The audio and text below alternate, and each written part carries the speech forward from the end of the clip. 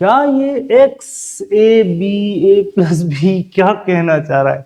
मतलब पावर वाले जो क्वेश्चन से बड़े उलझ जाते हैं। लेकिन देखो आप ईडब्ल्यू पे आ गए हो ना, तो आज पावर के कॉन्सेप्ट बहुत क्लियर हो जाएंगे। आप एक बात ध्यान रखना, जब भी बेस सेम हो, जैसे एक्स अंदर ही अंदर और ये अपोन में है, तो पावर हो जाएगी माइनस। मतलब बहुत क्लियर है। आप इसको लिखोगे एक्स की पावर ए माइनस बी, मतलब ये बी ऊपर आ गया और माइनस की फॉर्म में आ गया। अच्छा, इस पे पावर क्या है? ए प्लस बी। चलो इसका ट्रीटमेंट हाथों हाथ ही निपटा देते हैं। पावर ए माइनस बी और फिर उस पे पावर ए प्लस बी। पावर पे पावर हो ना, तो पावर का हो जाता है गुणा। तो आप यहां पे कर दो भाई दोनों का मल्टीप्लीकेशन, ए माइनस बी इंटू ए प्लस बी। और आपने बचपन में पढ़ा होगा ना, ए प्लस बी इंटू ए माइनस बी का मतलब ए स्क्वायर माइनस बी स्क्वायर। तो लो एलजेब्रा का भी यूज हो ही गया। आप बोल सकते हो इसको एक्स ए स्क्वायर माइनस बी स्क्वायर। बस ये पार्ट आ गया है, तो चलते हैं आपको लेके वहां पर। अब आप यहां पे हैं और इसको सॉल्व करें तो डायरेक्ट बात कर सकते हैं b माइनस सी, और इस पे एक और पावर चिपकी हुई है b प्लस सी।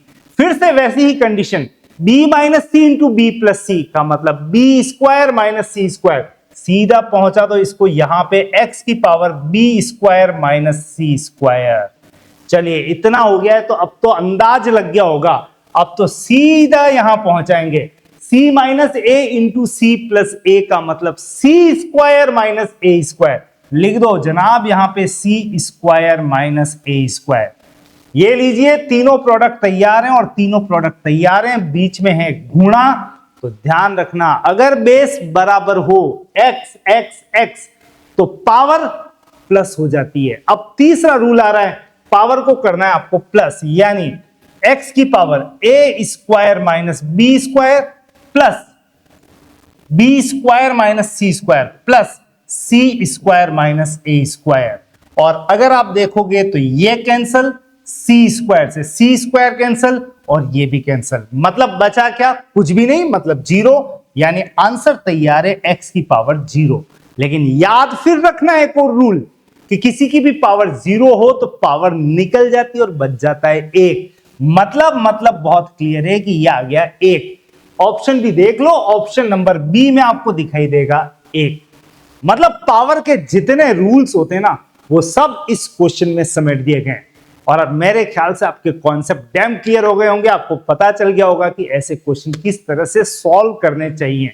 भाई ईडब्ल्यू आपके कॉन्सेप्ट क्लियर करवाता है, ईडब्ल्यू आपको स्मार्ट बनाता है, ट्रिकी बनाता है।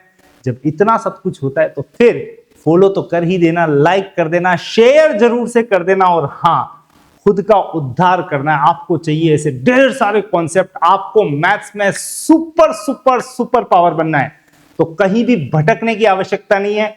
चलिए इस नंबर पे कीजिए एक हाय का मैसेज, हाय के साथ एग्जाम का नाम जरूर से लिखना जिसकी आप तैयारी कर रहे हैं।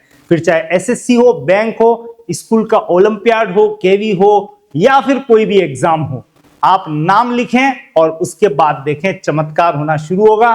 क्योंकि जो लिंक आपको मिलेगा, वहां से पहुंचेंगे आप एक खास शॉर्ट ट्रिक के पिटारे पे, कोर्स पे, जो आपके लिए सुपर डुपर रहेगा।